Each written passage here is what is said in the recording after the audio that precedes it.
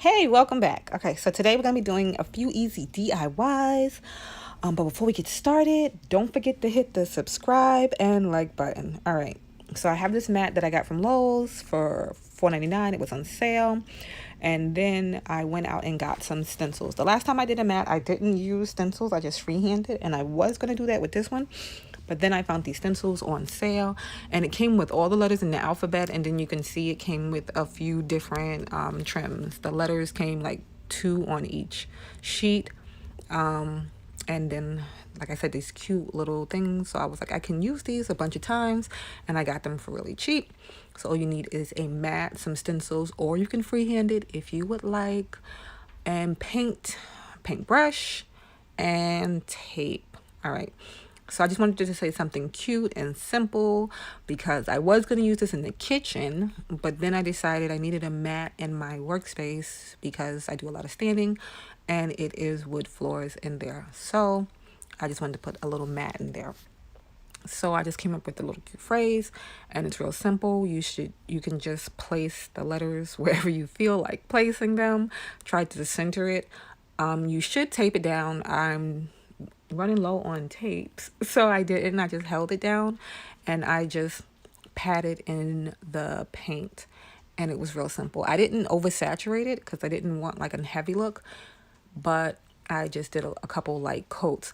Also, you can use, if you have a Cricut, a lot of people use the Cricut. I don't have one. I will be getting one, but this is simple for people that don't have a Cricut or something like that. And then I just wanted a little border piece underneath the first wording. So I did that, and I overlapped it so it lined up. And then I did the lettering on the bottom. So that was it. It was real simple as far as that part goes. And then you have the cute little wording. And then I decided which, like, kind of like trim, I want to say trim I was going to do around the wording. I was going to go with the leaf-like thing, but then I was like, because I did the lines in the middle, I'll go with this piece because they came on the same piece of paper when I cut it out. So I was like, okay, they go together. So I decided to use that one, and comes with two pieces of each one, of the leaf and that. So you can do corner to corner, and it makes it real simple. And then, like I said, if you tape it down, easy. So this is the tape that I did have available. It's clear, so it's hard to see on it, but I just wanted to do two straight lines on the side. You can go all the way around. You can do a bunch of lines. You can do whatever you want. And that is the fun thing of doing your own custom mat, because it's personalized for you, and it's something that you won't see in a store. And I did the same thing I did with the letters. I just patted in, and like you can see at the little bottom corner piece that if you go in heavier with the paint, you'll have like a heavier saturation. But like I said, I just wanted a light coat on it, and that was it. It was done. It is simple. And you can go out and make your own mat. And you can find mats on sale a lot of places. Home Depot. I got mine from Lowe's. You can find them, online. But this was real cute, real simple, and real easy.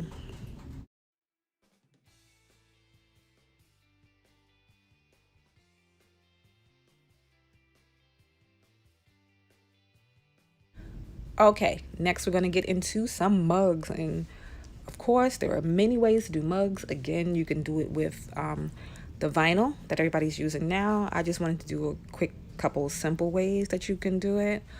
This one, I'm going to be using spray paint. You can use nail polish. You can use whatever. And, the Mod Podge is just to seal it up at the end. So all you're going to need is some water, a bucket, and it's like, the hydro dipping, basically, that everybody is doing. And you just spray paint in your pattern, and you're going to just dip your mug, and that's it. And then you see how it just catches all of the paints, and that's it. I really didn't even have to use the white, but I did. All right, on to mug 2.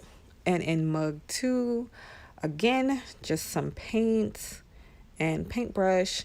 I was going to try to tape it off. I don't know if it was the shape of the mug or what it was, but I could not get an even line with the tape, so I just decided to freehand it. So you can tape it, or you can freehand it like I did, and I just squirrels out some paint, and I just did a coat or two on the mug. And you could just paint it however you want to. And I think it's cute because then I ended it off with some wording. I also did another one that I painted, and I did the lines a different way, and I kind of what do you call it, stippling, where you just pat the paintbrush in as opposed to stroking it like I did with this one, just to show you that there's different ways that you can do it. But this one was real simple, and I like the color of the gold. You can just leave it just like that with the gold, but I decided to put another color in the middle after I was done with that.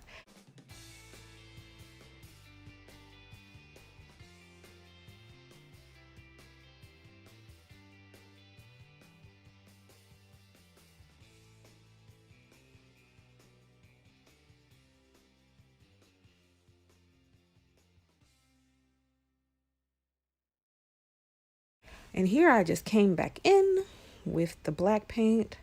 You should clean up your what do you call them? Brushes. You should clean up your brushes in between. I just kind of patted out the extra because I feel the black was dark. And then this is way 3 of doing the mugs. And this is the easiest way. They say to use oil-based Sharpies. I did not have any oil-based Sharpies, so I just used the regular fine point Sharpies that I did have. And I like this one because it's the cityscape. It's real simple. It's not supposed to look clean and precise. It's supposed to look hand-drawn. So it's easy and it's fun to do. And I also did another one with a tree shape, which was real easy too. And that's supposed to look hand-drawn also. And then when you're done with them, after you put in whatever colors and whatever drawings you feel like doing, you just bake it in your oven.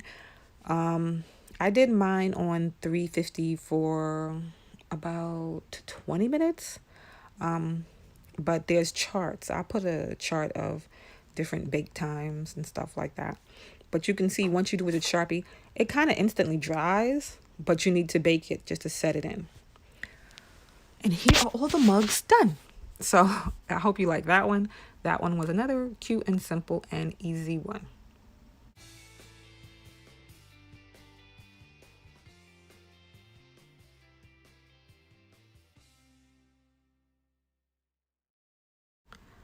All right, and for our last one, it's easy and simple, and it's another thing that I got from the Dollar Tree.